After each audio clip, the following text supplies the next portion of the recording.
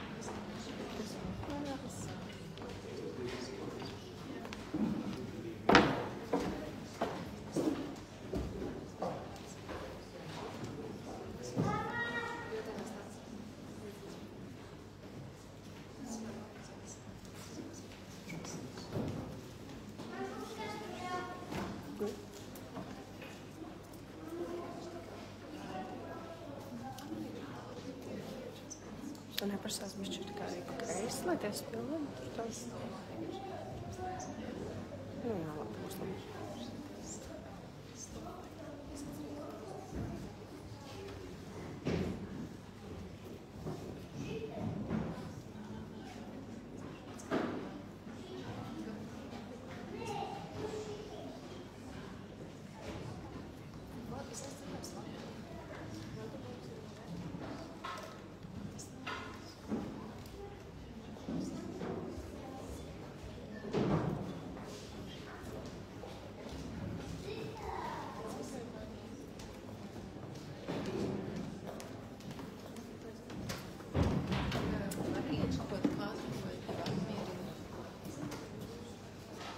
Man liekas, brīnišķīgi. Neko otru tad arī? Šitais uz augšu.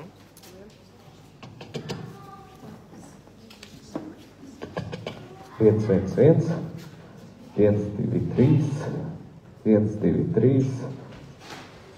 Izklausās mazliet dopni, vai mums ir iespēja mazliet pieregulēt skaņu. 1, 1, 1, 1, 1, 1, 2, 3, 1, 2, 3, 1, 2, 3. Skatītāji droši nāciet ieņemt tribīnes.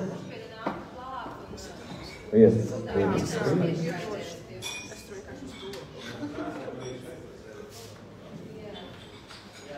Ņemiet krēslus, nāciet pariņā, nāciet aplītī. Mūsu skaņas situācija sāk uzlaboties. Paldies skaņu cilvēkiem, ka viņi to dara. 1, 1, 1, 1, 1, 1, 1, 1, 2, 2, 3, 3, 1, 1, 1.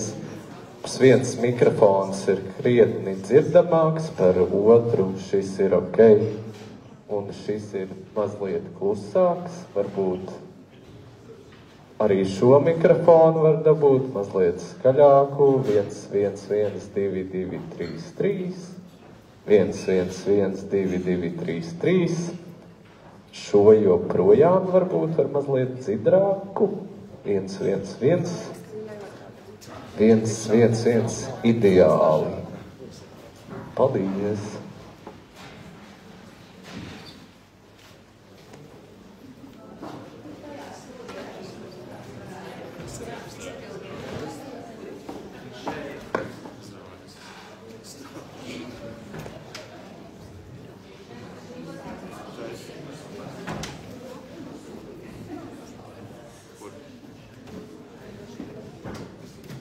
Dārgie ļaudis, šeit augšā ir brīva, brīnišķīga vieta. Nāciet bariņā. Sveiki pazīstamie cilvēki un nepazīstamie. Čau, čau, čau. Pazīstamo radinieki.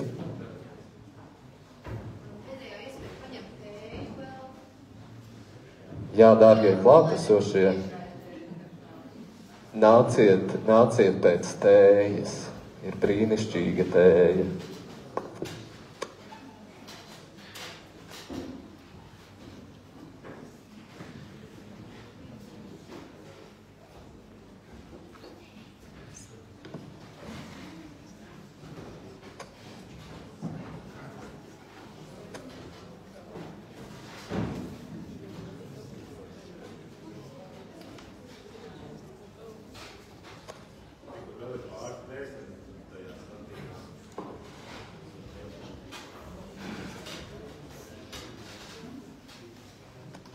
Dārgie ļaudis, šeit ir statīvā vēl daži krēsli. Droši ņemiet krēsliņus, lieciet viņus, kur ērti.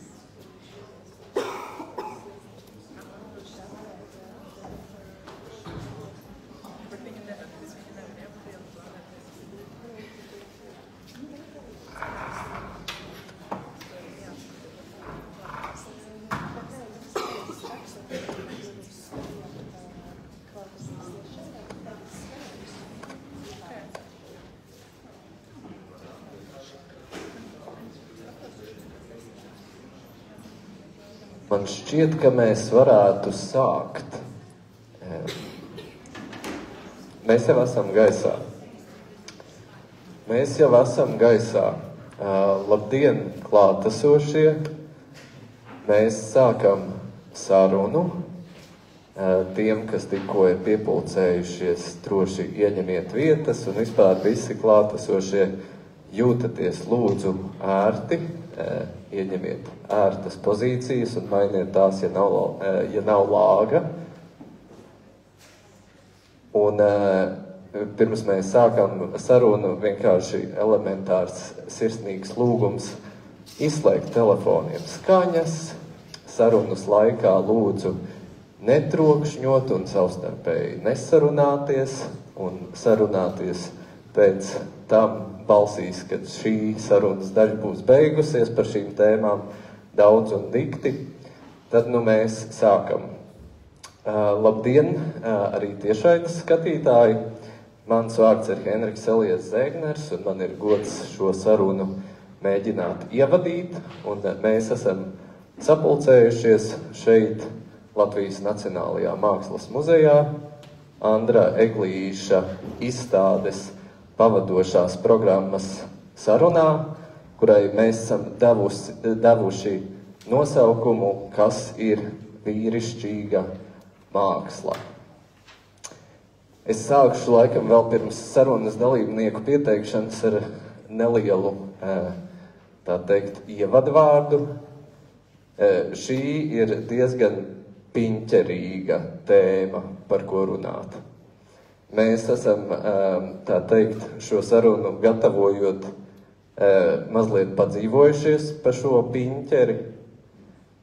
Un man ir liels prieks, ka mēs šeit esam šādā sastāvā nonākuši, jo, manuprāt, tēma ir piņķerīga vēl jau vairāk tāpēc, ka tā ir būtiska, un es domāju, ka šajā tematikā slēpjas tādi jautājumi, par kuriem publiski mēs īsti bieži neesam runājuši, iespējams neesam runājuši nekad. Tās ir lietas, par ko mēs iespējams arī privāti nekad neesam runājuši. Un varbūt tas ir labi, un varbūt tas ir slikti, un es ceru, ka mēs to šīs sarunas gaitā pašķetināsim. Un par šo tēmu, tātad šodien mums ir šeit iekšējā aplītī ļoti jauks runātāju pulks. Saruna ilgs aptuveni 1,5 stundu. Es pieļauju, ka sarunas beigās mēs arī dosim vārdu skatītājiem. Cerēsim, ka pietiks laika. Bet tātad mūsu runātāji šodien ir, sākšu tā teikt, tādā rindas secībā. Teātra veidotāja Katrīna Dūka.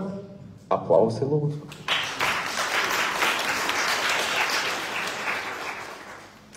Filozofs un žurnāla Tvērums galvenais redaktors Toms Babincevs.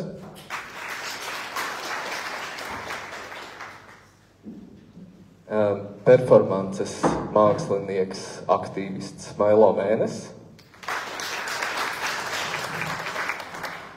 Glaznotājs un būvētājs Andris Eglītis. Latvijas Nacionālā mākslas muzeja kuratore un pētniecāja Elita Ansone. Un šīs izstādes kurators un kurators vispār un mākslinieks Aleksejs Peļeckis.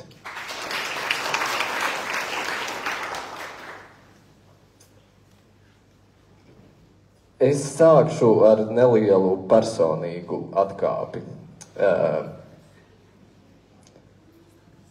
Uzdodot jautājumu, kas ir vīrišķīga māksla, te parādās divas lietas. Parādās vārds vīrišķība un parādās vārdu savienojums vīrišķīga māksla. Un tur kaut kādā ziņā jau sākas tā putra, jo tās it kā ir saistītas un it kā varbūt ir atdalāmas lietas. Un domājot par šo tēmu, es sapratu, ka man personīgi tas interesē dubultā. Respektīvi, gan šīs te abas nosacītās puses, gan tas, kas ir pa vidu. Un viens apstākļus ir tāds, ka es esmu uzaudzis ģimenē, bērnībā augot, kas bija tāda nestandarta formāta ģimene, bet kurā faktiski galvenais ģimenes cilvēks bija mans vecstāvs, glaznotājs. Un tajā pat laikā tā mūsu ģimenes struktūra bija diezgan tāds matriarchāts ar vairākām sievietēm, man māte, man vecmāmiņa, kas savukārt to ģimeni kaut kādā veidā tur kopā. Un es to patiesībā apjautu tikai gatavojoties šai sarunai šādā perspektīvā. Un jā, man ļoti interesē, kas šajā sarunā notiks. Bet no citas puses pieejot no tādas mazliet šķietam intelektuālākas, es pirms pāris gadiem mēģināju uzrakstīt eseju par vīrišķību feminisma laikmetā. Un rakstot šo eseju, es ļoti ātri nonācu kaut kādā neciešami terapeitiskā situācijā, sastopoties ar vairākiem šausmīgi sāpīgiem jautājumiem. Es domāju, ka tajā virzienā mēs varbūt tik daudz nemaz neiesim, bet es paņēmu dažus teikumus no šīs esejas, ko es tā arī neesmu pabeidzis. Un es domāju, ka varbūt es tādam startam varu dažus no tiem nolasīt, ja es viņus tuļi atradīšu kaut kur starp saviem papīriem.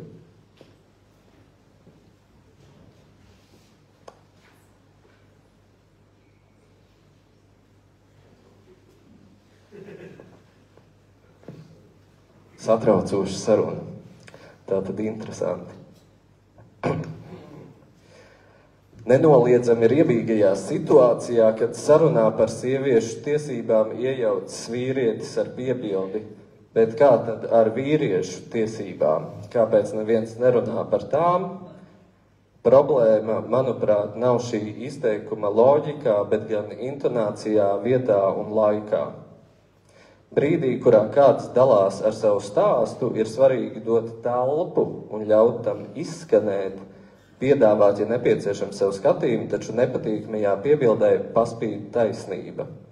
Par vīriešu problēmām adekvātā, iejūtīgā tonī un padziļinātā veidā tiek runāts pavisam reti, un kopīgas platformas šādām sarunām vismaz Latvijā, cik man zināms, neeksistē.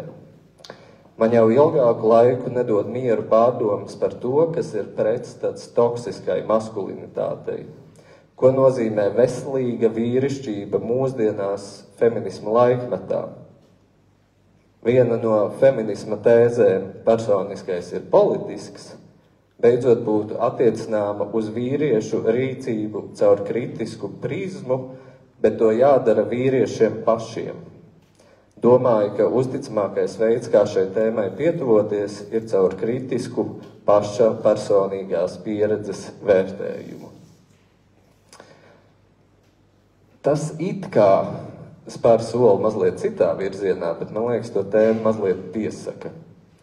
Un tad es gribētu sākt ar jautājumu Andrim Eglītim, lai arī tu mazliet pastāsti par to savu personīgo impulsu, kas ir novedis pie nepieciešamības pēc šādas sarunas.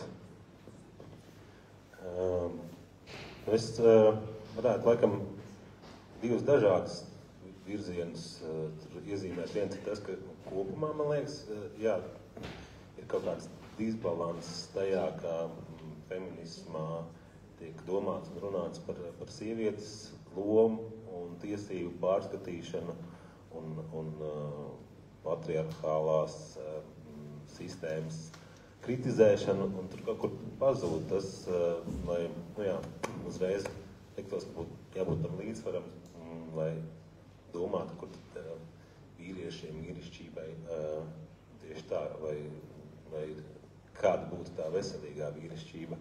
Es tā vispārināt runājot, bet par savu personīgo kaut kādu praksi un pieredzi.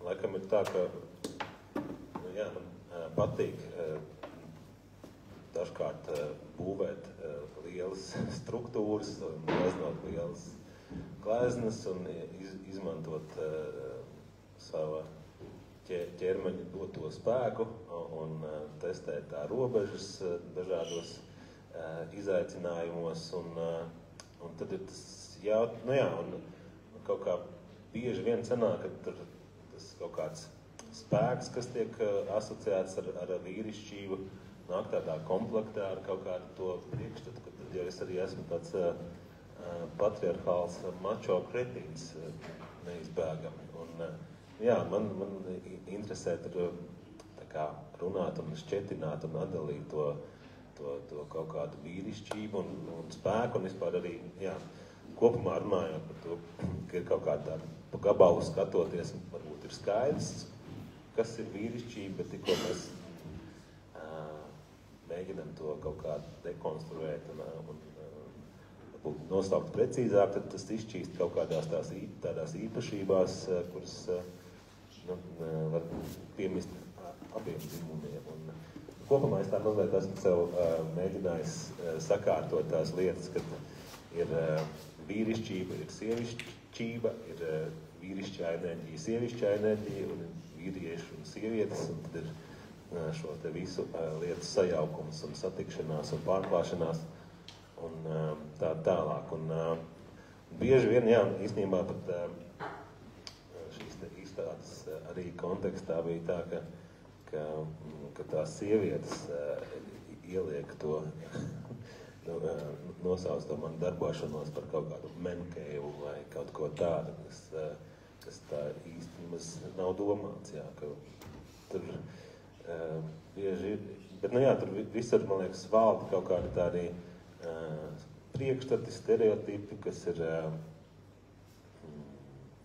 pamatoti un nepamatoti. Un, man liekas, tā ir tas lauks, kas ir visu laiku kaut kā jāizjautā un jāšķitina. Man tehnisks jautājums, vai cilvēki dzird, ko mēs runājam mikrofonus? Tevi, jā, Eglīte sliktā. No, Tātad sarunas dalībnieki mēs runājam tieši iekšā mikrofonā kā reperi. Jā, okay. Lūk, šajā starta fāzē es gribētu nākamo jautājumu pavaicāt Katrīnai. Katrīna ir strādājusi ar dažādām, vārds izrāda nav precīzs, ar dažādām mākslas formām, kas tematiski paceļ jautājumus par, manuprāt, dažādu dzimuma, lomu un arī sievišķības, kaut kādā ziņā arī to performatīvo aspektu, vai ne? Kā tev ar šo fonu un ar savas darbības kontekstu, kā tev vispār izskan šis jautājums, kas ir vīrišķība un kas ir vīrišķīga māksla? Vai es pareizi runāju mikrofonā? Ok. Īstenībā es vienmēr, kad stāstu par savu praksi, saku, ka identitātei un vairāk tādām dzimtas aspektam ir ļoti liela loma. Un tad, kad man piedāvāja šajā sarunā piedalīties un ka fokus ir vīrišķīga māksla, es mazliet apjuku. Jo it kā no vienas puses liekas, tas tā kā liekas tik skaidrs jautājums, bet tajā pašā laikā, ko tas vispār nozīmē, un tas arī nāca uz izstādi, jau zinot, ka man būs pēc tam par to jārunā, un tas uzreiz jau iedeva kaut kādu prizmu. Un man nav vairāk atbilžu, un man varbūt ir vairāk jautājumu, un tad mēģinu salikt, vai arī nesalikt, bet drīzāk tā arī kritiskāk paskatīties uz to, ko es pati daru. Un man ir ļoti grūti nošķirt savu pieredzi, arī dzīvojot ķermenī, kam ir noteikti dzimums, noteikti dzimta, ar to, kā es skatos uz pasauli, kā es skatos uz citiem cilvēkiem, kā es ieaicinu citus cilvēkus, kas nāk jau ar saviem uzslāņojumiem, un kā es to cenšos transformēt kaut kādā skatuves valodā. Un pat, ja nav mans mērķis vai fokus runāt uz skatuves par sievišķību, vīrišķību, kvīrību, tas vienmēr kaut kur tādā aizmugurē fonā eksistē. Man liekas, ka ir ļoti grūti nošķirt mākslas darbu no konteksta. Ir ļoti grūti nošķirt, ka tas varbūt tas tāds profesionālā kaita, ka es vairs nespēju paskatīties uz mākslas darbu, neiedziļinoties tajā, kas to ir taisījis, kādā kontekstā to ir taisījis. Un tas vienmēr būs kaut kur aizmugurē, bet es vairāk gan esmu strādājusi, man liekas, ar tādām kvīrības tēmām, ar varbūt vairāk sievišķību un strādājot ar cilvēkiem, kas nav profesionāli skatuves mākslinieki un vairāk domājot par viņu pieredzēm. Un man bija vienmēr ļoti interesanti pieredzēt to, kad es prasu savam izpildītājam runāt par viņu pieredzi, dzīvojot kaut kādā konkrētā ķermenī, kuram ir šis te dzimtas dzimuma uzslāņojums, cik bieži mēs kaut kādos stereotipos ieejam, un man liekas, šis arī tāds laba platforma vai labs veids, kā mazliet tos stereotipus identificēt un paskatīties no malas. Bet vai šo ņemot vērā, tev, teiksim, apskatot šo izstādi, ir jādomā par to, ka šī ir vīrišķīga māksla, kas šeit ir izstādīta? es mēģināju, bet ik pa laikam es aizmirsu šo uzdevumu, kas nāca skatīties Eglīša izstādi ar domu, ka man jāmeklē vīrišķīgais, jo īstenībā bija daži darbi, kurus man drīzāk atsauca atmiņā pieredzes, ko man sniegušas citas skatuves mākslinieces, it īpaši materiāli izvēlē, piemēram, māls. Pirms gandrīz mēneši arī piedalījos darbnīcā, kur mēs gan bijām 100% sievietes dalībnieki šajā workshopā, bet mēs visi strādājām ar mālu, un mūsu audekls bija mūsu ķermenis, un tas bija tāds pirmais iespējas, ka tāds ļoti spēcīgs ķermeniski atmiņu asociācijas, kas veidojās ar to, bet tas bija grūts uzdevums. Domāt tieši tādā, jo es nevaru domāt par kaut ko, kuram es īsti nezinu, kā es to varu nodefinēt, kas tad īsti, man nav kategorijas ļoti skaidrs, ka es varu teikt, aha, šī ir vīrišķīga māksla, vai šī ir sievišķīga māksla. Paldies, Katrīna. Nu tad nav nekas cits neatliek, mums jāiet pie filozofiem, kas nodarbojas ar realitātes definīciju un labu veiksmi viņiem ar to. Lūdzu, pamēģini nodefinēt vīrišķību. Man bija bail, ka tu man to jautāsi. Varbūt dažas anekdotas vispirms. Es šodien tieši braucot uz muzeju iekāpu trolejbusā un es nopirkstināju etalonu, izraudzīju sēdvietu un es apsēžos un kaut kas nav labi. Es sāku skatīties apkārt un tur visādi vīrieši. Redziet, es nodomāju, bļāns, te ļoti smird pēc vīrieša. Proti, smird šausmīgi pēc cigaretēm un kaut kā tas, pilnībā, bet tur tiešām apkārt bija vīrieši. Es neizdomāju lietas. Citiem vārdiem, un vēl viena anekdota, otra anekdota. Arī tieši, es nezinu, kas notiek, laikam domājot un runājot ar saviem tuviniekiem par dalību šajā sarunā.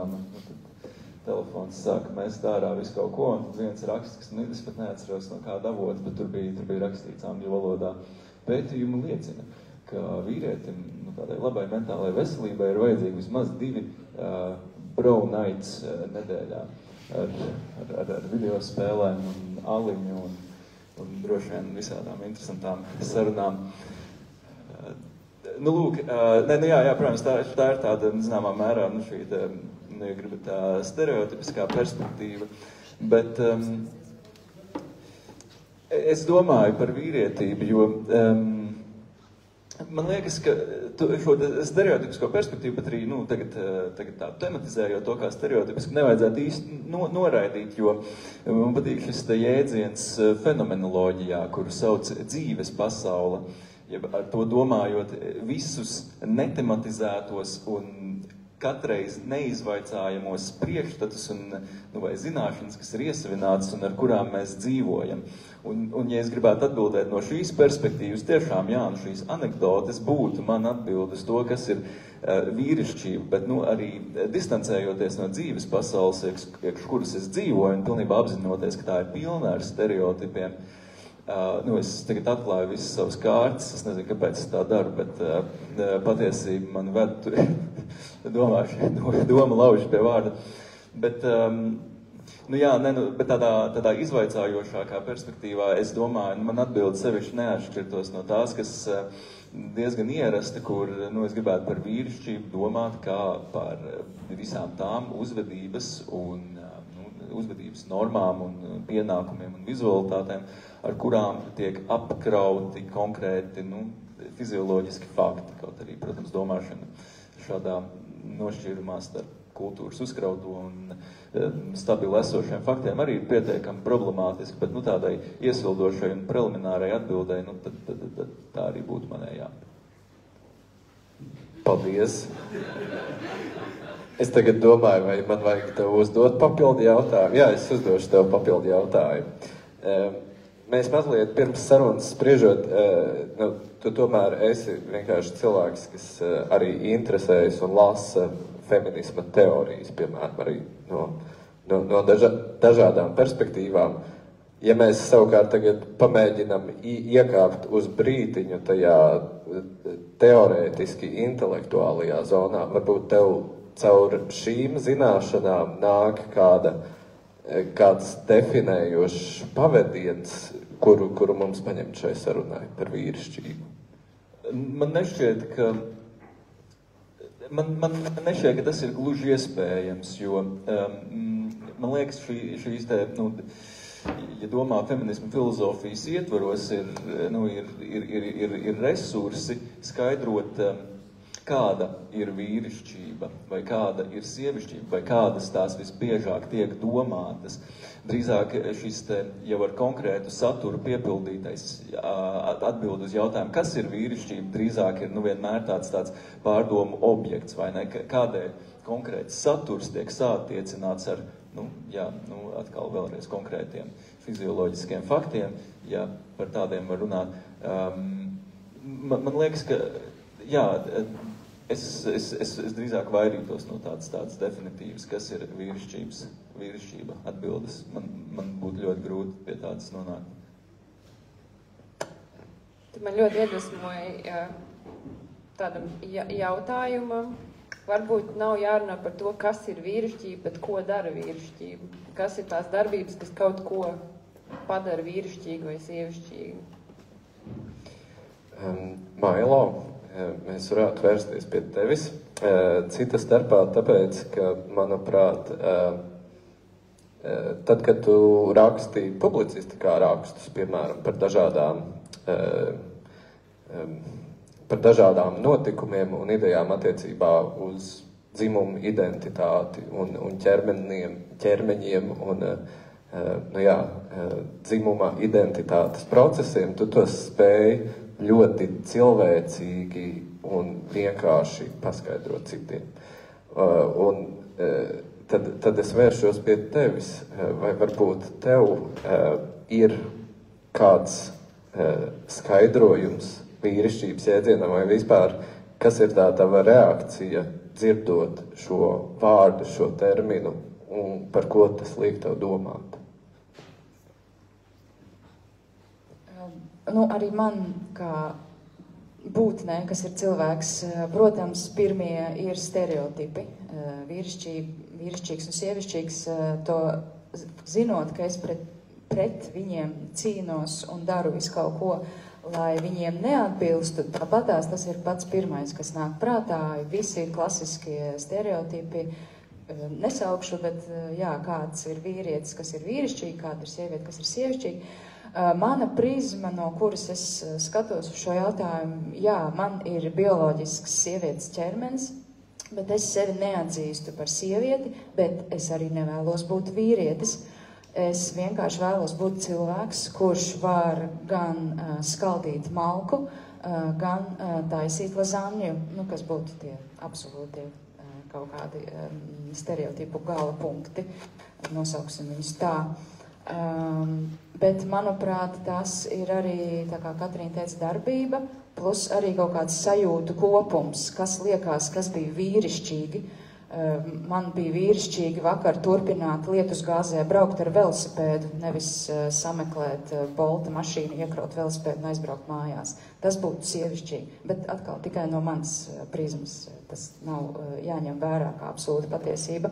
Tātad kaut kādas darbības ir šīs te vīrišķīgās un sievišķīgās. Un vai tu gribētu arī jautāt par vīrišķīgu mākslu man? Jā. Paldies, jo par šo jautājumu es padomāju vairāk. Un es sev nodefinēju, ka vīrišķīga māksla ir tāda māksla, kur mākslinieks ir savu vārdu padarījis par brendu, sauksim angļu vārdā. Tas būtu Andris Eglītis noteikti. Arī, un skatoties, kāds šeit ir bijušas iepriekšējās izstādes, arī Landsmaņa kungs ir brends, arī Grosvalds ir brends un tā tālāk. Un vīrišķīga māksla ir tāda, kur ir spējusi sapulcināt sev apkārt lielu dombiedru vai lielāku vai mazāku dombiedru skaitu, kas palīdz šo brendu celt un pucēt. Mēs lieliski redzam šeit arī šajā izstādē, tas ļoti izceļās. Arī sievietes, arī Katrīna Neiburga ir brands, arī, es teiktu, arī Aija Jurjāna, Aija Zariņa, kas vēl nāk prātā, Sarmīt Māliņa, arī šie ir brendi, tātad es viņu sauktu kā, jā, vīrišķīga māksla.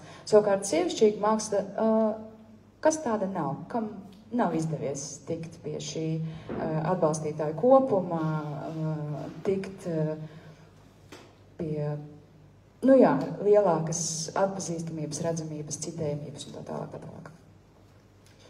Man liekas, šis ir brīnišķīgs pavērsiens sarunā. Nē, respektīvi, es pēkšņi kaut kā caur to, ko teicu, es ieraudzīju kaut kādu vienu iespējamo domas ceļu, bet man liekas, tad mēs varētu varbūt vēl paturpināt tieši par to vīrišķīgo mākslu un vērsties droši vien, nu, pie kura no jums pirmā? Vai ir brīvprātīgais? Aleks. Lūk, Elita. Nu, lūk, vīrišķīgā māksla. Jā, varbūt vienkārši turpinot šo te plūdumu, vai tev jau ir replika, vai... Es gribēju pastāstīt, bet es runāšu tādu par mākslu. Vakarā es savam draugam saku, mums rīt muzejā ir diskusija par vīrišķīgu mākslu izstādē. Viņš tagad domā, un diezgan ilgi domā, un viņš saka, paklau, bet tam taču nav jēgas. Un viņš saka, es iedomājos, tagad man priekšā uz galda ir pica, un es teiktu par to, tā ir sievišķīga. Ar to viņš domā, un viņš domā gandrīz tā kā mākslas vēsturnieks, viņš ir tālu stāv no mākslas zinātnes vai vēstures. Par mākslu mēs runājam tā kā citās kategorijās. Un ja es staigāju pa Andra izstādi, es redzu, ka tā ir gleznotāja izstāde. Es redzu, ka, teiksim, ja es domāju par vīrišķību, tad es domāju par dzimumu. Ja es domāju par sievišķību, tad es arī domāju par dzimumu. Vai mākslas darbiem ir dzimums? Mākslas darbiem ir audekls, krāsa, formas, un man liekas, ka būtu tā kā vispirms jārunā par mākslu no šīm pozīcijām. Bet, tomēr, atgriežamies pie tās vīrišķības. Konkrēti, protams, ka mākslinieki un māksla jau kopš antīkajiem laikiem ir attēlojusi, reprezentējusi vīrišķību. Un attēlojusi 100% no patriarchāla viedokļa. Un ja mēs, vienu piemēru, piemēram, Michelangelo Davida skulptūra vai Siksta kapelas griestu gleznojumi, tā maskulinitāte, kas parādās tur, šodien tiktu saukta par toksisku maskulinitāti. Ir milzīgi daudz, kas mainījies. Bet vai tas nozīmē, ka tā vīrišķība būtu tā kā pazudusi vai nevajadzīga vairāk? Ko ir Andris izdarījis šeit, šajā muzejā, vispār, visā muzeja teritorijā, kā es uz to skatos? Mēs šeit sēžam lasītavām, amfiteātrī, kas ir principā pilnīgi jauns risinājums šai vietai. Andris ir ienācis muzejā un redzējis, ka šeit trūkst, ko šeit vajag mainīt, kas vajadzīgs ir sabiedrībai. Un te parādās tās īpašības, kuras mēs tā kā gaidam no vīrieša, lai viņš būtu mērķtiecīgs, lai viņš būtu līderis, lai viņš mainītu lietas, lai viņš lietas vestu uz priekšu, viņš rosina diskutēt, domāt par lietām, un man liekas, tas ir ārkārtīgi vīrišķīgi. Un tas notiek izstādē, mākslas izstādes projekta, pasākuma, procesa ietvaros. Būtībā viņš paņem to telpu visu muzeju. Es domāju, ka tā ir tāda ļoti vīrišķīga lieta. Tāpat laikā ir tas otrs, ka mēs runājam par formu vienmēr mākslā. Par tām vīrišķības reprezentācijām vai mākslas darbos. Ja mēs, tā antīkie laiki, renesanse, bet tomēr kaut kas mainās kopš realisma. Un tā ir sociālā kritika. Būtībā, ja es iedomājos, ja ir feminisma māksla, tad varētu būt arī vīrietības māksla, pieņemsim, ja? Es to varētu redzēt kā, tēmas kaut kādu izpaudumu, ja? Un tas, ka vīrietis runā par savu dzīvi, kā viņš jūtās šajā sabiedrībā, un būtībā tas ir tāds realisma un sociālās kritikas tāds turpinājums. Tā es skatītos apmēram kaut kā var domāt par vīrišķību mākslā. Bet man tad uzreiz gribas pajautāt vēl mazliet tālāk. Piemēram, jūs esat kūrējusi gan tikai neraudi izstādi tepat muzejā, un arī iepriekš Dainas Dagnijas izstādi feminismu kontekstā, un man liekas, jūs abām šīm izstādēm kuratoriālajā tekstā atsaucaties uz Lindas Nolīnas eseju par to, kāpēc, kā viņa latvisko, kāpēc nav bijis izcilu mākslinieču. Lūk. Un te mēs mazliet nonākam arī pie tiem sistēmiskajiem nevienlīdzības vēsturiskajiem mehānismiem, ko var, teiksim, nodēvēt par patriarchātu. Un eksistē tomēr arī šī realitāte un parādība, kurai uzskatāms piemērs ir tas, ka muzeja lielajā zālē nekad nav bijis nevienas sievietes mākslinieces personāla izstāde. Un jūs strādājat šajā muzejā kā kuratore. Tad, ko darīt? Ko darīt? Jā, tas ir... Jā, Aleksandrai Beļcovai, bet dzīvai māksliniecei tiešām šajā lielajā zālē nav bijušas izstādes. Un muzejā pēdējos gados ir gan daudz par to runāts. Un paceļās jautājums, ko tad, kvotas mēs tagad dalīsim? Ja? Un gan drīz vai tā kā sāk likties, ka ir jāskatās uz šādām te kvotām. To mākslinieku starpā, kas šobrīd ir aktīvi, kas strādā, jo tā ir taisnība par to, ka sievietes līdz savām lielajām personāla izstādēm tiek daudz retāk nekā vīrieši. Un tam ir, tur ir tie jautājumi, par kuriem diskutē arī feminismā, jo ir, teiksim, bērnu dzemdēšana tevi no karjeras un darba diezgan ievērojami atstumi. Varbūt ir kaut kādas īpašības, kad ir bailes tevi pieteikt un tā kā šaubas vairāk, ja? Tur var būt ļoti daudz un dažādi tie iemesli. Jo mēs taisot arī šo tikai neraudu feminismu mākslas izstādi, statistiku izveidojām pār vīriešu personāla izstādēm, vīriešu mākslinieku un sieviešu mākslinieču personāla izstādēm. Un visos šajā ēkā no 905. gada līdz pat 23. gadam. Un vienmēr uzskatīja, un bija tāds viedoklis, kā okupācijas laikās, padomu laikā, tātad bija daudz labu mākslinieču, viņas visur piedalījās, parādījās, bet tajā okupācijas laikā 8% tikai ir sieviešu mākslinieču izstādes.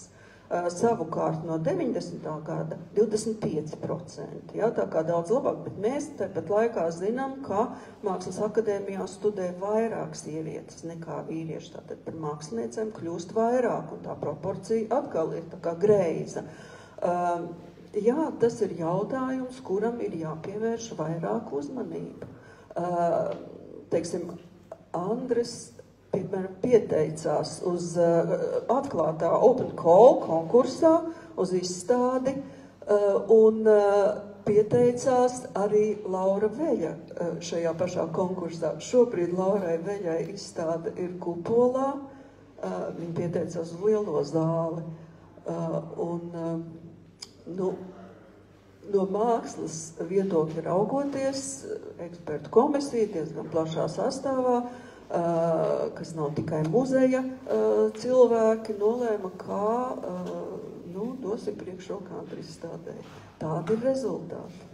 Es atvainojos, es papakstīšu vēl mazliet tālāk. Vai jūs varat īsi ieskicēt, kā notiek mākslinieku izvēle, piemēram, muzeja lielajai zālē? Ok, tātad mums ir open call konkurss, kas aizņem kaut kādu daļu no programmas, bet pārējo veido, kā tas notiek? Pirmkārt, muzejam ir pašam sava programma, tas ir pats pirmais. Un kas šo programmu veido? Bet neapšaubāmi, ka jebkurš mākslinieks var pieteikt savu izstādi muzejā.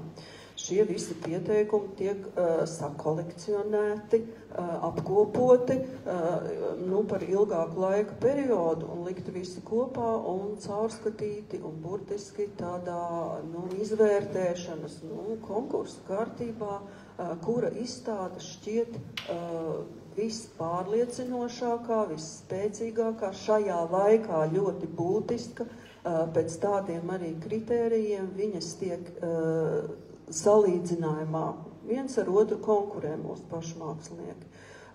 Un šī pieteikšanās var būt gan ārpus open call, gan arī, jo to open call mēs ne biežāk kā reizi 2 gados izsludinām un arī ne pārāk sen.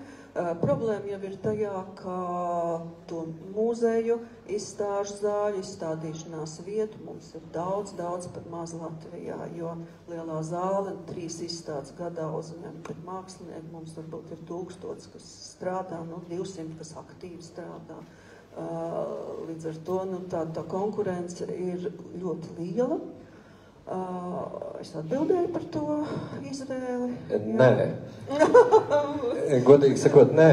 Es nezinu, vai mēs, jo mēs tā esam mazliet ieķērušies pie tā jautājuma, jo man ir viss skaidrs par konkursu, man liekas, tur nav diži jautājumi, bet jūs sākāt atbild ar to, ka muzejam pašam ir programma. It kā šis muzejs būtu kādā abstrakta, respektīvi jautājums, kas tad veido to muzeju programmu, ja ne jūs, ja ne mēs, visi, kas šeit esam. Katrai izstādēji apakšā vai aizmugurē ir pētījums. Ļoti daudzas lietas Latvijas mākslas vēsturē ir neizpētītas. Un bez šī pētījuma veidot izstādi, nav īsti pamata. Pētniecība, kā zināms, ir ļoti garš process, kas lielā mērā balstās uz pašu pētnieku entuziasmu. Tā tas pie mums ir ļoti daudzās nozarēs. Tā ir tiešām pētniecības procesa, tā arī personālī trūkst, vienkārši cilvēku trūkst, kas nodarbotos ar šiem pētījumiem. Tā ir viena lieta, un tās izpētītās lietas, vai kas jau ir procesā, vai kas tiek plānotas pētīt, un tur ir jābūt arī ļoti lielai, tai kuratoriālai un arī pētnieka tādai, sinerģijai, lai divi vienā faktiski, jā. Labi, paldies, Elīte, pie kuratora. Tāds labs tiltiņš. Aleksi, es tev pēc idejas būtu gatavs vaicāt, kā tev no kuratora pozīcijas skatoties, strādājot ar šo izstādi, vai tev vīrišķīga māksla ir vārdu savienojums, kas šķiet aktuāls vai ideiski attiecināms jēgpilni, bet tajā pat laikā tagad runājot, ņemot vērā to, cik daudz tu strādā ar dažādām izstādēm, man liekas, varbūt ir arī tiltiņš starp tevi un Elītes atbildēm par šo te visu kopējo lauku, bet es nezinu, varbūt tu vari iet tajā virzienā, kur tev paši vajag atbildi. Man rādās daudz komentāru un piezīmes pēc katra cilvēka, kas runā, bet es neko nepierakstu un man nedaudz, es vairs nevarēšu tā ļoti secīgi un konstruktīvi iziet cauri visam teiktiem, bet tādā kopējā līnijā. Es piekrītu tam, ka māksla ir vienkārši māksla.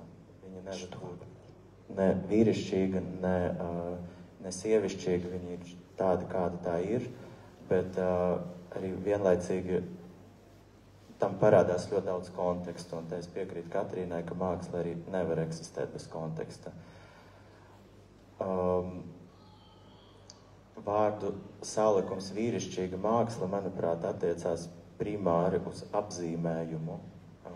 Un tas apzīmējums vīrišķīgs nerodas tāpat vien, un arī ne tāpat vien rodas arī tādā vēl pirms oficiāli sākās šī diskusija. Agnes teica, ka viņai savukārt daudz vairāk interesē jautājums, kas ir sievišķīga māksla, un es par to padomāju arī šādā kontekstā, un man šķiet, ka tas tāds, vismaz kaut vai ātri stereotipiskas atbildes ar īpašībām nav tieši dēļ tā, ka mēs dzīvojam uz vīriešiem centrētā sabiedrībā jau vairākus tūkstošgadus, un tad tas arī diskusijā pieteikta, kā bija pieteikta diskusija, ar kuru stereotipiski tiek apzīmēta vīrišķīga māksla, lielie zāģi, liels vēriens, milzīgi objekti, un tā tālāk, protams, šīs vēriens un formāts un mērogs var būt attiecināms gan uz māksliniekiem, gan uz māksliniecēm, un tas vispār nav saistīts ar,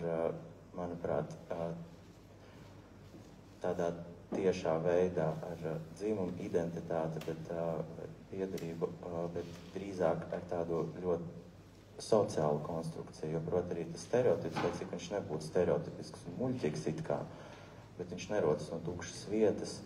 Un, teiksim, ja runāt arī par mākslas vēsturi, te ir Aija Brāsliņa, piemēram, taisa tādus žestus, mums izstādē, ka viņa dažādas atvērumus šeit parāda laiku pa laikam. Un te arī, protams, tā ļoti interesanti skatīties, ka te ir tā daudz vīriešu sejas, vīriešu autori, sievietes te parādās, cik es saskaitīju divreiz, kā attēlotas sievietes un, proti, reprezentētas kaut kādā konkrētā veidā, un tas nav pārmetums kādā veidā tajā, ko es saku vīrietim kā tādam, sievietei kā tādai, bet tajā ziņā, ka tas stereotips vai vispār paradums, ka vīrietis mākslinieks var un ir ierasti strādā ar lielu vērienu, nav jau tā, ka tur pēkšņi Eglis būtu vainīgs, ka viņš dzīvo šajā paradigmā, bet tas ir arī vienkārši par sievietes lomu, manuprāt, sabiedrībā. Cik daudz tika dotas iespējas vispār strādāt sievietei māksliniecei, vispār strādāt mākslā, vispār nodarboties ar mākslu, un tad kādā mērogā ar viņu nodarboties. Tas arī ļoti, arī šī brīža realitātē, kura nav atdalīta ar kaut kādiem gadsimtiem, bet tieši tepat tās ir absolūti zināms stāsti, kad arī, piemēram, mākslinieku pāros, piemēram, sieviete, kas dzemdē bērnu, taisa mazformātus, ne jau ir tā, ka viņa negribētu taisīt lielformātu, bet viņai vienkārši ir jāpaliek mājās ar bērnu, un tad viņa taisa savus ofortus uz palodas, un viņa taisa darbu sērijas šitādā izmērā. Viņai nekādā gadījumā nebija tāda specifiska vēlme palikt mazformātā. Nav tā, ka viņai nebūtu spējas to izdarīt. Vēl viens cits jautājums arī, kas man likās diskutabls par to, ka Andris Eglīts atnāca un ieraudzīja. Es tagad negribu būt ļoti personiski, bet es tā kā tādu zīmi izmantoju sarunas kontekstā. Atnāca, vai drīzāk tā ir, runāsim zīmēs, vīrietis mākslinieks atnāca uz muzeju un ieraudzīja, kas te trūkst, kas ir nepieciešams mums, un to ir piepildījis, bet to var tikpat labi pateikt, ka viņš ir atnācis un nospriedis, ka tas trūkst, un tad mums tas patika, bet tur nepatika, bet tas ir ļoti neviennozīmīgs jautājums, kā uz to paskatīties, un arī atkal atgriežoties pie tā, vai cik daudz izstādes notiek vai nenotiek lielformātā, es domāju, ka tomēr, man ir tikai personīgi pieredze, neesmu ne pētnieks, esmu ļoti 120% esmu praktiķis, un vai tas arī ir jautājums, vai sievietes grib to lielformātu. Tā varbūt arī ļoti sievietes māksliniece vai māksliniece, kas identificēs kā sievietes, vai tā varbūt arī ļoti apzināta vēlme to negribēt, nedarīt kaut ko lielu, jo tomēr tas mērogs milzīgs vai tur vēl kaut kas tāds, tas viss ir, varbūt Nu, tas nav vienīgais veids, kā nokļūt un izdarīt arī milzīgu lietu. Var arī darīt ļoti mazu lietu un izdarīt daudz. Un tas viss ir arī par to pieeju. Es ļoti plaši šobrīd runāju, es nezinu, es atbildēju tavu jautājumu. Es domāju, ka mēs te visi runājam diezgan plaši, un mēs esam tajā putrā ar dažādām tēmām un dažādiem jautājumiem, bet es gribētu iedrošināt, ka tas ir ok. Man liekas, mēs varam pie tā bišķīt palikt, un par katru no šiem jautājumiem var runāt, man liekas, un vajag runāt daudz, un tas ir forši. Bet man gribas pieķerties tam, ko tu tagad teici, jo, jā, arī mana tā pieredze attiecībā uz Eglīšu izstādi ir tāda, kur, tā teikt, jādod autortiesības arī mākslas vēsturniecei, zinātniecei Megijai Mīlbergai, ar kuru intensīvās sarunās par šo izstādi viņa norādīja uz tādu fenomenu, ko es arī sāku pamanīt, ka runājot par šo izstādi, man šeit bija tāda pieredze, ka katra sieviete, ar ko es runāju, saka, ka viņa piemin to vīrišķīgo vērienu kā lietu.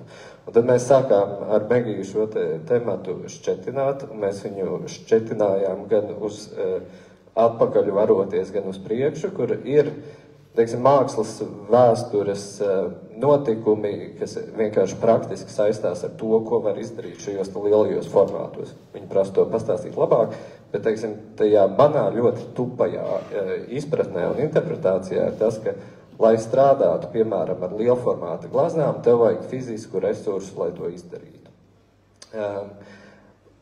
Un tad mēs tā kā domājam, lūk, ka teiksim, ir Andris Eglītis, kurš patiešām ir ar savu brīžiem pārdabisko, fizisko kaut kādu kapacitāti, bet tajā pat laikā, ja mēs pēkšņi izzūmojamies no Latvijas un padomājam par to, kas notiek pasaulē, mums taču ir elementāri lieli formāti sievietēm māksliniecēm. Ne tikai ārzemēs. Lūk, nevajag atzūmoties. Un arī ne tikai ārzemēs. Bet, manuprāt, šākā tā, lai darītu vai no apjomīgas vai daudzskaitlīgas lietas, tām ir nepieciešams kaut kāds resurss. Un tad mēs atgriežamies, manuprāt, pie tās sistēmiskās problēmas, ka tā resursa nav, vai viņš ir sadalīts, vai kā Mailo teica, ka ir šis te brands un ir šī te kaut kāda sociālā infrastruktūra un sociālais resurs, kas tad ļauj paveikt kaut kādas vienkārši fiziskā vai daudzskaitlīgā ziņā šīs te apjomīgās lietas. Un tad es domāju, lūk, kā mums ir ar to resursu sadalījumu. Teiksim, tad, kad strādāju žurnālā Storija, kad mēs organizējām diskusijas, mēs tiešām ievērojām kvotas. Vienkārši elementāri plus mīnus 50/50. Man liekas, ka man ir vienkārši tā replika, ko man gribas pateikt, ka muzeja ietvaros, manuprāt, varētu ieviest šo te kvotu, teiksim, lielajā zālē 50/50, un tur, kur ir šis kaut kāds resurs, kas trūkst, nu tad viņu vajag palīdzēt sameklēt, un viņu vajag piepildīt kaut kādā veidā. Nu, vai tā ir komanda, vai tie ir cilvēki, vai tas ir laiks, bet es nezinu, varbūt es tagad runāju muļķības, kā jums šķiet? Par kvotām var runāt pēdējo, teiksim, 30 gadu laikā vai nedaudz ilgāk, bet jāņem jau vērā, kā šis muzejs, teiksim, šajā ēkā glabājas māksla līdz Otrajam pasaules karam, kur, objektīvi vienkārši mākslinieki bija vairāk, to sieviešu mākslinieču nemaz nav. Tā kā jāņem vērā arī tā vēsturiskā realitāte.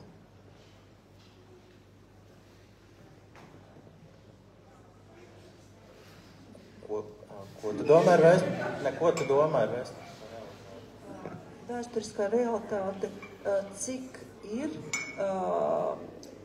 vīriešu mākslinieku un cik ir sieviešu mākslinieču, pieņemsim, periodā līdz Otrajam pasaules karam. Tas ir šī muzeja tā periods, kur ir aizbrās līdz glezniecības krātuve, pareizāk sakot. Viņas vienkārši izglītojās ļoti, ļoti maz. Un pārsteidzošākais tajā statistikā, ko mēs taisījām pa 20. 30. gadiem, bija 20. 30. gados tikai 4 sieviešu izstādes notikušas šajā muzejā. Tā bija Aleksandra Beļģzāvātka un Hilda Vīka. Tā kā viņas vienkārši tiešām nebija. Tas tāds objektīvs rādītājs.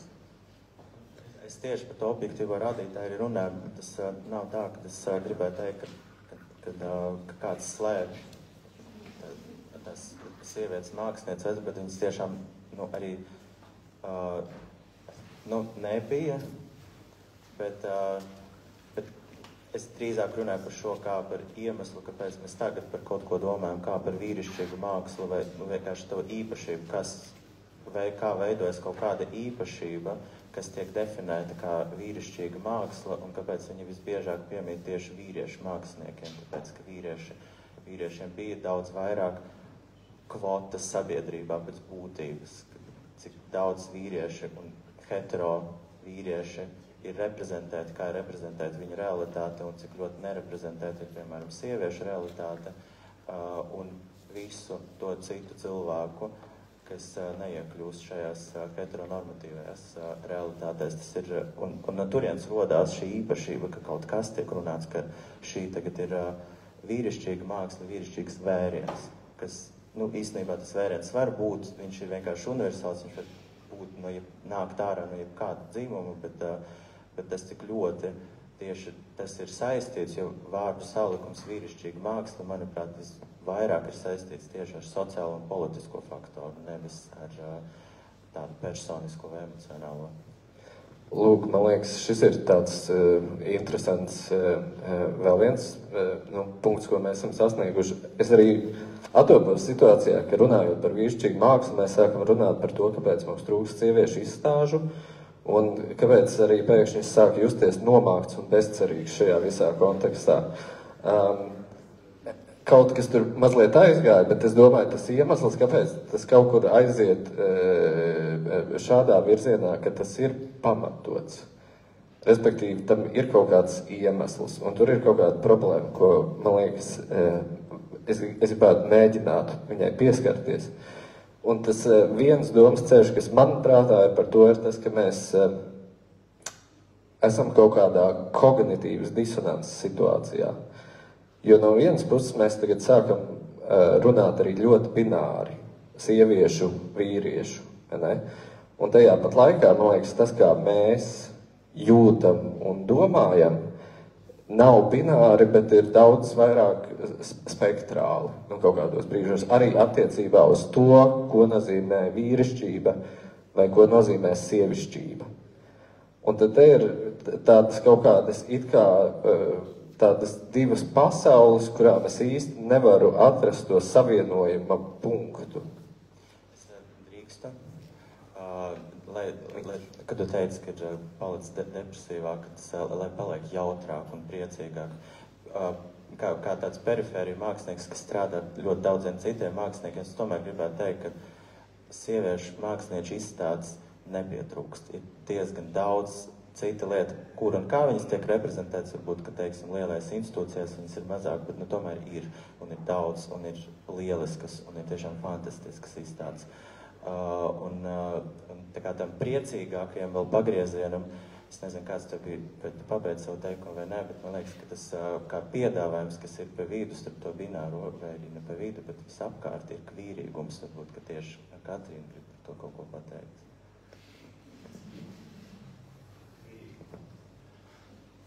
Es negatavojos par kvīrīgo mākslu runāt. Īstenībā te ir tik daudz idejas, kas jau ir izskanējuši, un kā gribētos diezgan daudz ko vēl pakomentēt, bet tad es jūtu, ka mēs aiziesim pilnīgi citās tēmās. Bet mēs vēl satikāmies īsi pirms šīs sarunas neformālā sarunā, un tur arī es pat padalījos daļēji man, daļēji nē definīciju, kā es vispār skatos uz kvīrību. un kvīrību tieši mākslā. Un es piedāvāju arī to skatīties no divām pozīcijām. Vienu kā identitāti, un otru arī kā darbību. Un šī darbība, kvīrība, kvīrošanās, kvīrīgums, te jau arī citi veidi vārdi nāk klāt, domāt par kaut ko, kas tiek darīts citādāk. Varbūt pat savādāk, greizāk, nepareizāk, bija vēl ļoti daudz labu vārdu, kā to šķērsainība, tas bija ļoti skaists piedāvājums. Un šajā gadījumā, jā, tas ir kaut kādā ziņā meklēt to nenoteikto zonu vai to mazliet miglaino zonu. Un kaut kā mēs tomēr domājam ļoti bināri, un arī šajā sarunā ik pa laikam mēs sev pieķeram pie tā, ka mēs aizējam vai vienā opozīcijā vai otrā opozīcijā, bet kaut kā tā kvīrība, vismaz kā es to skatos, tas ir kaut kā ļoti plūstoši būt kaut kur starp un neapstāties. Un tā kā nepalikt pie kaut kādas definīcijas, jo kvīrīgais, ja mēs tagad ejam teorijā, ka tas kvīrība eksistē tikai nākotnes formā, tas ir kaut kas vēl nav sasniegts. Tas ir kaut kas ir tapšanas procesā, bet mēs viņu nevaram noķert tajā brīdī un pateikt viņu kā tādu definētu, noteiktu lietu. Un varbūt tas arī ir tāds labs prāta mežģis un uzdevums, un jā, mēģināt atrast to zonu, kas ir tā nenoteiktība. Varbūt, jā, tas nav runāt par, teiksim, visiem faktoriem, kas tagad mums ir sievišķīgi, tagad mums ir vīrišķīgi, bet tiešām meklēt to nenoteiktību, kurā jebkāda dzimuma dzimts mākslinieks var savu darbu arī ievietot. Šits baigi forši. Šits atgriež mazliet kaut kādu cerību atpakaļ.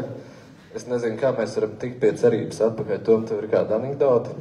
Nē, anekdota šoreiz nav, bet viens komentārs. Un, jā, man liekas, arī daļai saistībā ar to, ko teica Katrīna, bet arī ar to, kas izskanēja iepriekš, vai ne? Šie te grāvji, vīrišķīga vai sievišķīga māksla, visdrīzāk kaut kādā ziņā mums nav saistoši, tādēļ mēs, vismaz iepriekš sarunā izskanēja tāds priekšstats par vienkāršu mākslu, kas, man liekas, arī ir zināmā opozīcijā, piemēram, ar to, ko saka Katrīna par šo te nenoteiktību, tādu vispārēju. Jo šīs te vienkārši mākslas birka kā reiz ir tāda, kas visbiežāk raksturo vīriešu mākslu, vai ne, jo proti, būdams tāds vīrišķs mākslinieks, būdams šis te brands, tu radi vienkārši mākslu. Labi, sliktākajā gadījumā tev kāds var pārmest par šo vīrišķā skatienu realizēšanu, bet, labi, ja tu nedari to, tad tu nodarbojies vienkārši ar mākslu. Turpretī sievietes mākslinieces, kur viņām taisa retrospekcija, kur pat, ja viņas par to negrib reflektēt, vai vismaz to nedara tādā tematizētā līmenī, tad ne, viņas tiek kontekstualizētas kā feminisma mākslinieces, kas ir interesants aspekts. Un arī lielā mērā jau sasaucas ar to kritiku, kas feminismu filozofijas kontekstā ir izskanējusi saistībā ar to, kā tiek definēts cilvēks, izvirzot par primāriem šo te gribas brīvību, kuras tāda ideāla forma ir teorētiska domāšana. Šis vai ne, kas faktiski ir vienkārši uz antīko sabiedrību atvedinām vīriešu diskusiju klubiņi, kas tiek uzdoti par vispār saistošiem un visas cilvēka būtības izsakošiem, kas ir īpatnēji, un man kaut kā liekas, ka tas ir līdzīgi ar to vienkārši mākslas nojēgumu. Es kaut ko vēl gribēju teikt, bet es jau aizmirsu.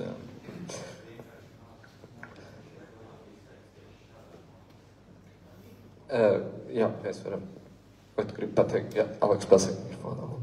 Es tā kā negluži aizstāvoties, bet vienkārši papildinot, ka tas, ka es saku, un es noreflektēju to, ko Elita teica, vienkārši māksla. Es domāju, arī varbūt, jā, protams, tas skan diezgan šķīdri, un nekonkrēti, bet tieši tāpēc arī sekotam līdzi piebildi, ka neviena māksla neeksistē bez konteksta. tas viss, ko tu saki, es tam piekrītu, bet tas arī ir tas konteksts, kas tam parādās. Kad ir glezna, viņa ir glezna, bet tu sāc domāt, ko viņa reprezentē, kā viņa reprezentē, no kā viņa nāca un kādos kontekstos ieliek, tas viss parādās stūši. Tas bija vairāk atbildot uz sākotnēju jautājumu, vai ir vīrišķīga māksla. Vīrišķīgas mākslas nav, bet māksla var būt kontekstualizēta kā vīrišķīga, sievišķīga, kvīrīga un tā tālāk. Mailo, es gribētu vērsties pie tevis vēl, tā kā tur, kur mēs bijām tagad aizbraukuši par to binaritāti un spektralitāti, kā es to nosaucu. Un jā, man arī ļoti patīk, ko tikko teica Toms. Man liekas, ka tas ir tāds trāpīgs novērojums. Un, ja es tam varu piemest vēl vienu pagalu no sevis klāt, tad man liekas, ka es vispār iebilstu pret to, ka ir tīra māksla. Man prāts šito neņem pretī. Jo man liekas, ka mākslai ir Man liekas, ka māksla ir vienkārši patiesībā kaut kādā ziņā varbūt visnepastarpinātākā dzīves liecība un esamības liecība. Bet lūk, jā, tieši šo te, ko tas nozīmē praktiskā izteiksmē, teiksim, skaidrošana ar biogrāfiju vai dzīves reālijām un šādu kontekstualizēšanu. Tur arī ir, jā, šāds te kaut kāds ļoti interesants tas binārais dalības. Un lūk, man liekas, ka kvīrīgā māksla un arī performanšu māksla un arī tas, ko tu dari, ļoti nāk no šīs perspektīvas, kur tu ļoti, ļoti iemieso. Un kur nav šīs robežšķirtnes faktiski starp to, kas ir māksla un kas ir tu. Vai es kļūdos, vai saprotu, par ko es vaicāju? Es ceru, ka es saprotu. Katrā ziņā mani visvairāk uzrunā un interesē, un arī es rādu aktīvismā balstītu mākslu, kas kaut ko vēlas vai izmainīt, vai parādīt citiem, ka varbūt savādāk. Un mani, laikam jau garlaiko māksla, kura nevirzās tā kā nekur, vai viņa man neliek uzdot sev vai citiem jautājumus, vai arī neliek par kaut ko pārdzīvot.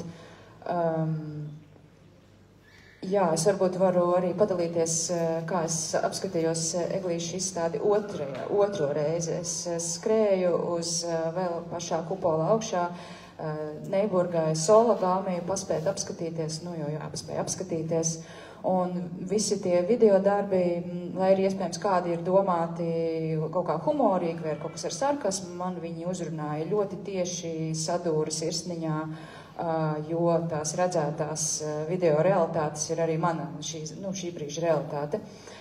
Un tad es izskrēju to izstādi, domāju, man ir laiks, nonākšu lejā. Un tad es nonāku lejā. Un šeit ir kaut kā, te nekas nav, šajā stāstā nav šīs sievišķības, vīrišķības, bet kaut kādas sajūtas. Šeit es nonāku lejā, un te kaut kā palika tā labi. Un ja augšā es ļoti domāju, un pārdzīvoju, kad es skatos, ka cits ir radījis tādu mākslatēbu, kurā es redzu sevi ļoti tāda refleksija pamatīga. Šeit es nācu tā kā un sanāca atslāpt, bet arī varbūt ar to lielo piedāvājumu un ko te var un nevar darīt, ja augšā ir toreiz varbūt tikai video piedāvājums un viena iespēja atgulties, tad šeit tās iespējas daudz vairāk. Un arī gribu pieminēt lielās zāles izmantošanu. Beidzot, es redzu, ka viņa nav sadalīta mazos kabūzīšos. Tas ir, manuprāt, pozitīvi. Andri? Tu šito putru ievārīji faktiski, vai ne? Kā tev šobrīd, kur mēs esam viņas strepšanā šīs sarunas ietvaros? Jā, es varētu vienkārši pāris lietas mēģināt, kas man ir klausoties ienākušas prātā. Pirmkārt, es arī mēģināju kaut kā izdomāt attaisnojumu, kāpēc drīkst gleznot lielas gleznas, Un tad es nonācu pie tā attaisnojuma, ka pasaulē, kurā drīkst būt liels gleznas, tā ir plašāka pasaule nekā tā pasaule, kur tādas nedrīkst būt. Bet, nu jā, īstenībā tas ir tas, ka Maila arī teica, kad ir, vai arī mēs ar Artūru Virkmanu par to runājām pēc izstādes atklāšanas, kad, vai arī Megija Milberga teica, ka tā kā tās gleznas liekas lielas tikai lokālā kontekstā. Ja mēs skatāmies plašāk, tad viņas vispār nav lielas. Un tā kā uzgleznot lielu gleznu nav nekāds kosmosā lidošanas cienīgs izaicinājums. Bet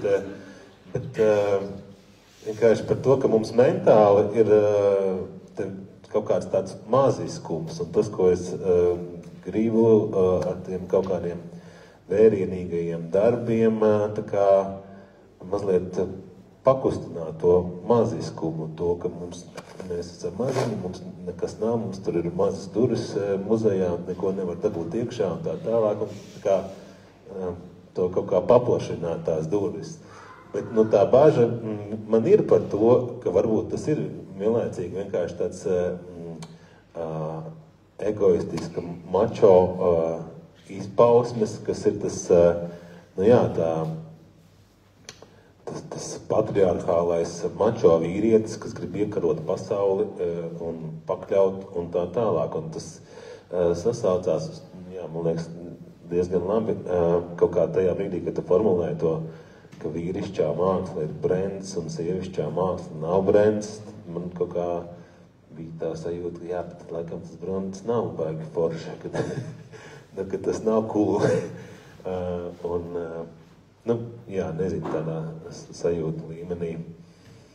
Un tā, bet un vēl viena lieta, ko es gribēju pieminēt šajā visā sakarā, ka šīs izstādes tā doma bija tāda, ka strādājot pie šīs izstādes un pie šiem darbiem, viņa tur netika tematizēta vīrišķība vai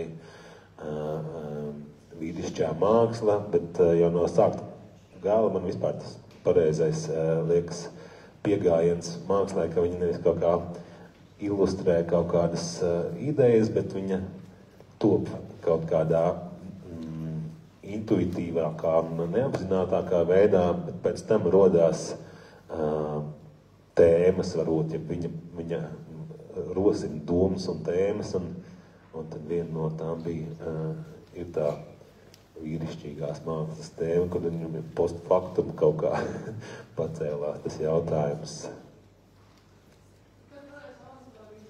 Jā, tagad ir pienākusi auditorijas jautājumu daļa. Noteikti mēs varam padot mikrofonus.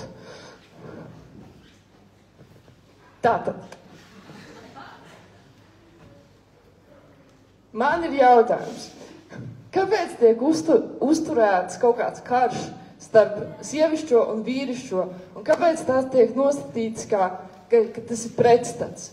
Ka mums ir, ja mēs runājam par vīrišķību, manuprāt, tas sasien rokas, un cilvēkiem var būt iemesls just kaunu un ērtību tieši tāpēc, ka kā man būt vīrišķīgam tās sievišķības priekšā? Nu, kaut kā tur nostādīties? Kamēr, piemēram, es nezinu, mēs runājam par kājām un pelikāniem, mēs nenodarbojamies ar to, ka kāja ir tāda vienkārši pretstatā pelikānam, jo viņi ir, tās ir vienkārši divas vienības. Ir sievišķība un ir vīrišķība, un kāpēc viņām būt bināriem vienumiem, kā vienā galā nogrieznim un otrā, un tad pa vidu ir šis kvīrīgums, kāpēc tās nevar būt lietas, kuras kolosāli sadarbojas arī šajā pasaulē. Klausoties šo sarunu un brīžam tādu sajūtu, ka tas ir kaut kāds 25. pasaules brīnums, ka man ir iespējams vispār apprecēties ar šo tūru otrā pusē vispār eksistējošo kaut kādu vienumu, jo es taču esmu sieviete un viņš taču ir vīrietis, un kā mums ir vispār iespējams. Jo es kamēr taču tā taču nav. Un tādās attiecībās mēs taču neatrodamies reāli. Un es gribētu aicināt ik vienu sarunas dalībnieku tagad, kurš spēj atbrīvoties no tās slodzes, ka vīrišķība ir tas pretmets tai sievišķībai, un tomēr pateikt kaut ko, kas vienkārši ir vīrišķība, kā reāla, normāla, vajadzīga pasaules sastāvdaļa. Paldies! Es par sevi varu teikt, ka man nav pretnostatības. Es nemēģinu polarizēt šīs divas lietas. Es domāju, ka arī lielā mērā es par viņām šobrīd šādā runāju tā, ka ir precedents, ka ir šī saruna, un mēs par to runājam, šīs ir temats. Un tad runājot par dažādām lietām, tad arī sanāk viņus kaut kā kategorizēt. Un, man ir žēl, ka es spēju. Man ir žēl, ka rodas iespējas, ka mēs polarizējam šīs lietas, jo man šķiet, ka mēs, vismaz no kaut kādām iepriekšējām sarunām, kad mēs tā neformāli gatavojamies šai sarunai, nelikās, ka kādam ir vēlme, bet, ja tas tā aiziet, es domāju, ka tas arī ir vienkārši diskusijas formāts, ka mums ir jārunā par šīm lietām, bet vienlaicīgi, kāpēc man arī bija lielas pārdomas, lai es gribu piedalīties šajā sarunā, tāpēc, ka man arī iepriekš minēt, tu kā piemēru minēji, piemēram, fizisko spēku, kas ir nepieciešams arī, lai uztaisītu kaut kādu lielu gleznu vai instalāciju. Man, piemēram, šī spēka nav. Es varu ļoti godīgi teikt, un es nevaru radīt lielu formātu. Un tajā brīdī, tas ir tas jautājums, par kur es varu tev ļoti atklāt teikt, man vispār neinteresē šķetināt sevi, vai es esmu vīrišķīgs vai sievišķīgs. Es esmu, ja vajag, gan viens, gan otrs, un arī kaut kas pa vidu, un man vispār negribētos atrasties šajā punktā. Kas ir normāla vīrišķība, es nezinu. Tas, ka iespējams normāli kaut ko gribēt vīrišķo enerģiju, gribēt sievišķo enerģiju, protams, ka ir normāli, bet man arī šajā gadījumā vienkārši liekas, personiski, vispār neinteresanti domāt, kas ir normāli. Man interesē būt nenormālam. Jā, es varu ātri vēl piebilst, ka mums pirms arī oficiālā saruna sākuma bija tāds aplīts, kur mēs kaut ko runājam, un katram bija jāatbild par bažām attiecībā uz šo sarunu, un manas bažas tieši bija tās, ka mēs nonāksim šajā te pretmetu kaut kādā situācijā, kur viens otram kļūst par pretinieku, un tā kā paldies tev milzīgs par šo te jautājumu, un tas, man liekas, un tās sarunas vienmēr kaut kā velk šajā virzienā, un man liekas, kopumā ir tāds lauks, kas mums ir jāmācās, ka mēs mācāmies svinēt gan sievišķību, gan vīrišķību, un nekļūt vienmēr par kaut kādiem pretiniekiem. Jā.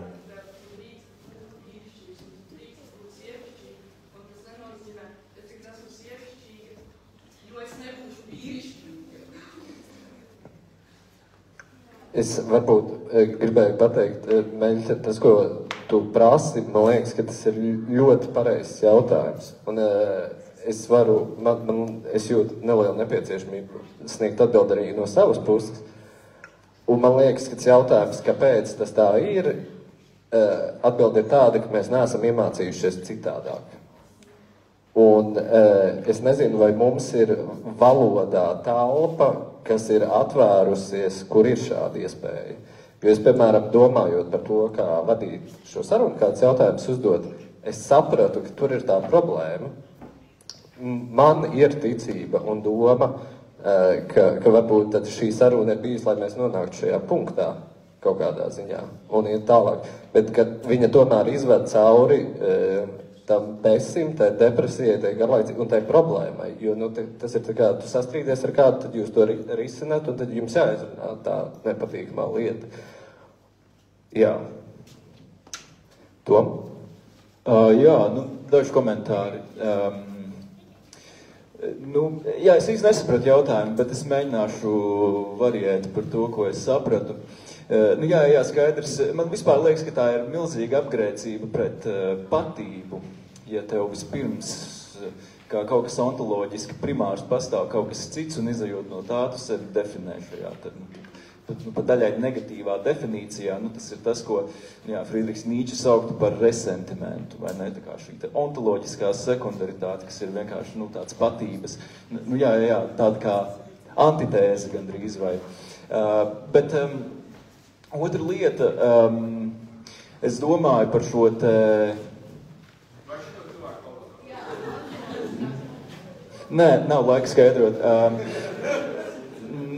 Bet otrs variants, par ko es domāju, par šiem vārdiem savstarpēji papildinoši, kas vismaz man šie vārdi, un es nevarētu teikt, ka es esmu izsmeļoši apzinājis tekstu lauku, bet tas, kur es esmu tos redzējis, ir šī kompatibilitisma pieeja, kur es esmu redzējis izskanam, lai skaidrotu, kādēļ luterāņu baznīcai sievietes nedrīkst ordinēt, jo, lūk, vai ne, viņas ir emocionāls un tam līdzīgi, un tas jau nav slikti, viņas vienkārši tādas ir, un tāpēc viņām nav vietas tādā un tādā kontekstā, bet, protams, viss iziet no šī sastatāmības sadarīguma skatījuma.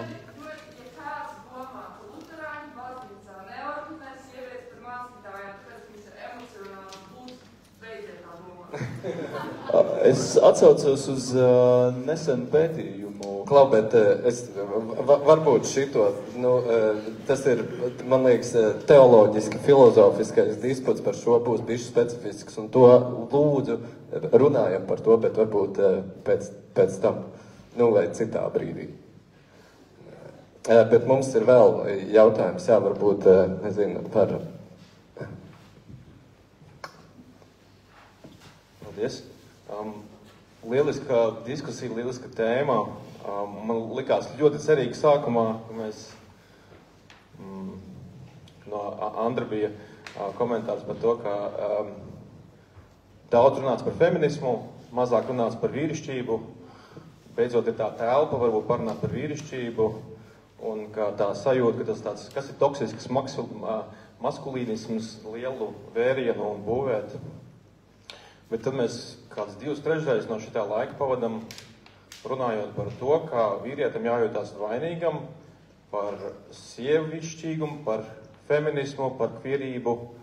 Tad mēs neesam izpildījuši to mērķi šodienas diskusijā, bet man liekas labi, ka mums ir bijusi tā vieta mēģināt.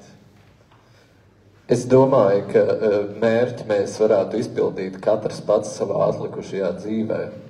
Tas nav šīs diskusijas uzstādījums un mērķis un iespēja, bet pacelt šos tematus, man liekas, lai viņus pēc tam realizētu un lūdzu visi klātesošie ar savām ģimenēm, ar saviem draugiem parunājiet par vīrišķības tēmu šīs sarunas impulsā, lūdzu, cik mēs esam daždesmit cilvēki. Un paskatāmies, kas notiek. Man gribas atbildēt, tā kā ne ļoti tieši, bet kaut kas līdzīgs izskanēja iepriekš, bet šajā gadījumā, ka mēs sākumā runājam par feminismu, tad vēl nerunājam par vīrišķību, bet feminisms ir arī par vīrišķību. Feminisms ir domāts visiem, pilnīgi visiem, vīriešiem, sievietēm, pilnīgi jebkam. Tā kā es nedomāju, ka tur bija tāds sadalījums. Tas tomēr ir vienmēr par visiem. Feminisms runā arī par vīriešiem un arī par vīrišķību. Tas nav tā kā par sievietēm. Vai vīrišķība runā par sievietēm? Es domāju, ka jā, īpaši tajā pēc šī pagrieziena vēlāk, tā kā tas jau ir par visiem cilvēkam piemīt, manuprāt, gan vīrišķība, gan sievišķība, jebkuram cilvēkam, neatkarīgi no dzīvuma.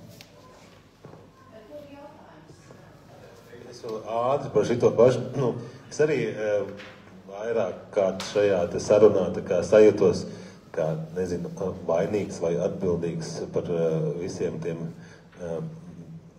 vīriešiem, kas ir dzīvojuši pirms manis. Man liekas, tā arī ir tāda viena lielā tēma, ko kā vīriešiem attiekties pret to patriarchālo mantojumu un cik lielā mērā viņiem, tad nezinu, tagad ir jājūtās par to, atbildīgiem, jā, par pagātnes vīriešu darbiem un domām, un kā tad tikt ārā no šiem te stereotipiem un kaut kādiem reakcijām, tīri ķermeniskajām, kaut kādām tādām nekontrolētajām. Vēl ir, jā, es gribēju sākumā pateikties, liels paldies par šo iespēju, ka mēs varam vispār veidot šādu diskusiju par vīrišķību, kā izskanēja, ka tiešām vienā brīdī likās, ka ir kaut kāda tāda kā putra, un tiešām tas ūdens ir ļoti daudz, bet trūkst tā putrājuma, un ir nepieciešams varbūt tiešām arī vairāk skatīties. Es saprotu, arī daudz izskan par to, ka tie stereotipi ir kaut kā no kā izvairīties, un ļoti pamatoti skatoties, kā tas ir izspēlējies iepriekšējā cilvēces vēsturē, bet vai tas nav kaut kas tāds, kas būtu nepieciešams saprast, lai mēs varētu definēt, kas ir vīrišķība un atšķirt to no tās, ko mēs varētu saukt par toksisku maskulinitāti. Tāpēc es varbūt tā tieši uzdrīkstēšos jautāt, ko priekš jums nozīmē vīrišķība, un tomēr prasīšu definēt. Jā.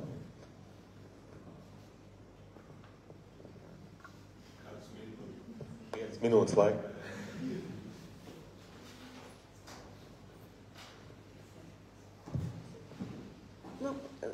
Tie vīrišķības definējumi, viņi jau ir paveriet internetu, tur jau viss ir pateikts.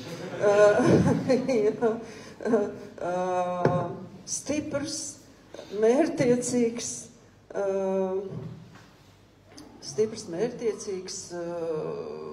gādīgs, jā. Un šīs konstrukcijas, protams, ir veidojušās jau gadsimtiem ilgi, un tās ir tās patriarchālās sabiedrības stereotipiskie priekšstati, kas ir katrā no mums, un mēs viņos dzīvojam, un es domāju, mēs arī vēl ilgi dzīvosim. Šādas diskusijas neapšaubām, ka palīdz vispār mainīt uzstādījumus un domāt par cilvēkiem kā par cilvēkiem vienkārši. Un tās īpašības viņas var piemest jebkuram, lielākā vai mazākā mērā. Un savukārt šis te toksiskais ir tā šo īpašību pārspīlēšana. Pārāk stiprs un pārāk mērķtiecīgs, jā, un tā apsēstība ar savu muskuļu demonstrēšanu, kas ļoti daudz, kur izpaužās popkultūrā, teiksim. Tā kā, man liekas, tas ir diezgan skaidrs, bet šodien ļoti daudz, kas arī mainās. Es domāju, ka vīrietim nav mazāk sarežģīti būt kā sievietei, jo no vīrieša ļoti daudz, kas šo stereotipu sakarā tiek prasīts būt tam stiprajam, teiksim, gādīgajam vīram, krietnajam dēlam, brīnišķīgajam tētim un tā tālāk, visam kam, jā, atbilst. Un, tas nav nemaz vienkāršāk kā atbilst visiem sievišķības stereotipiem, no kuriem man šķiet, ka sievietes kaut kā tagad tā kā labāk atbrīvojās. Un vīrieši to, manuprāt, ka arī ir gatavi pieņemt, kaut kāda daļa. Tā. Jā. Mailo. Tātad vīrišķība ir, kā te bija, stipra, drosmīga, gādīga, drosmīga, stipri, gādīgi, kāds vēl ir iespējas, veiksmīgi. Tātad, kā jau mēs minējām, cilvēkam, neatkarīgi no kas viņam ir ķermeņa uzbūvē, piemīt šīs īpašības, un viņš jebkurā brīdī var būt gan tāds.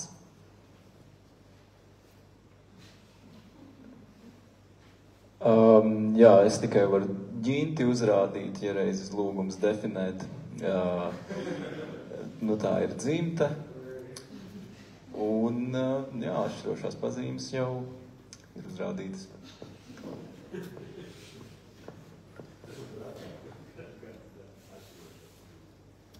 Tur gādīgs, jā, tur.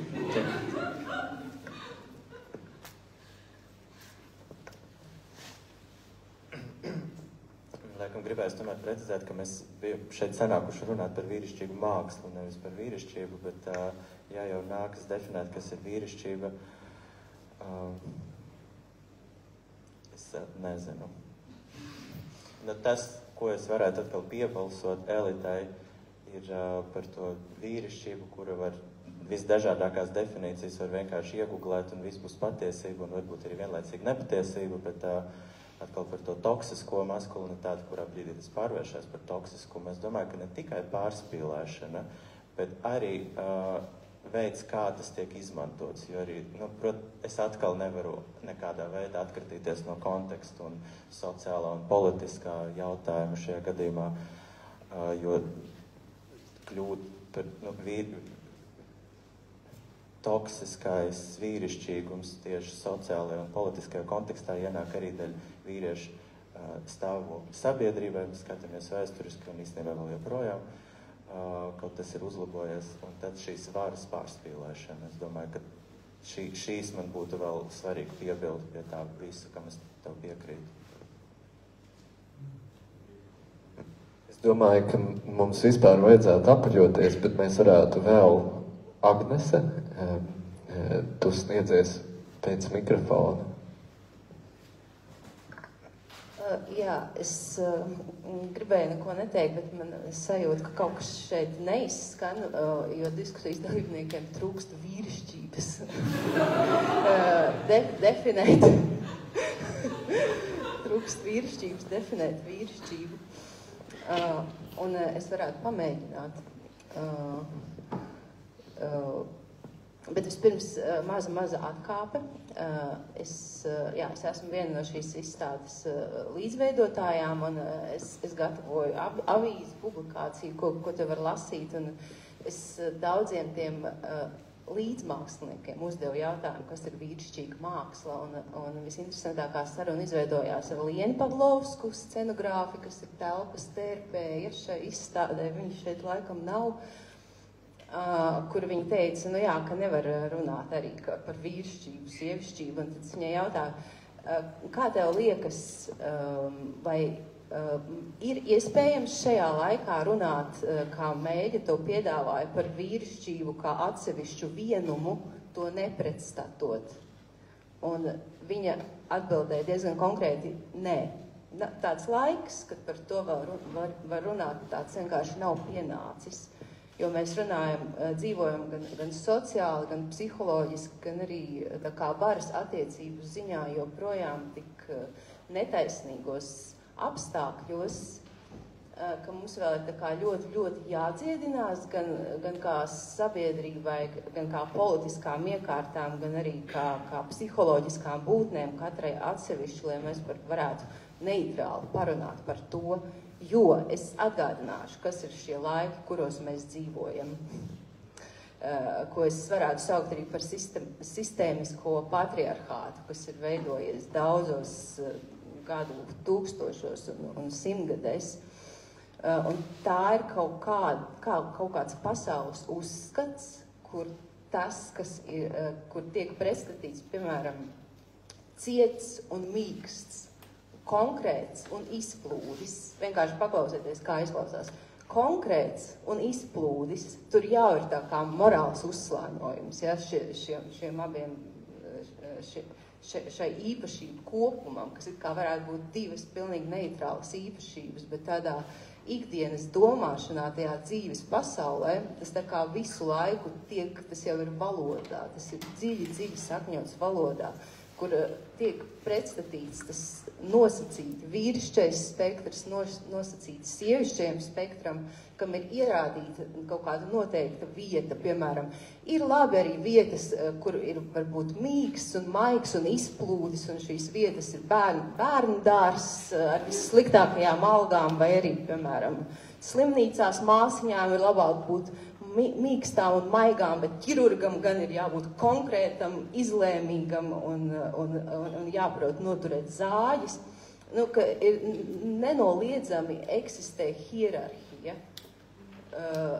Tādā mākslas un domāšanas kontekstā mēs tā kā mazliet ilgāk padomājam un saprotam, ka nē, ka būtu taisnīgi, ka šīs ir divas atsevišķas lietas, kuras savā starpā tā kā dejo un sadarbojas un precas un viena otru papildina, bet tās joprojām ir hierarhiski nostādītas un tas caurauž visas sabiedrības jomas un dzīves jomas.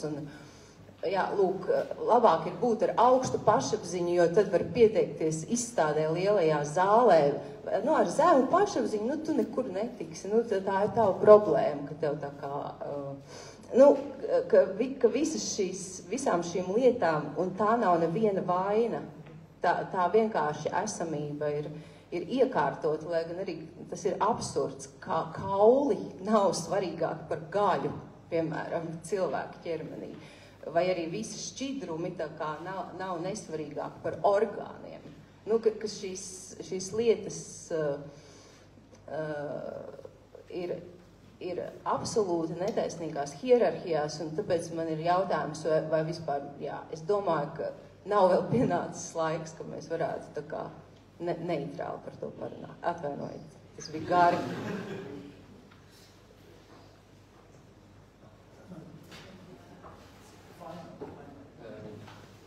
Es gribētu atstāt sarunu uz šīs nots. Un es ierosinātu turpināt šo sarunu. Mēs vienkārši noslēgsim tiešraidi tepat mikro un makro kompānijās. Es gribētu pateikt visiem lielu paldies un palūgt jums aplausus.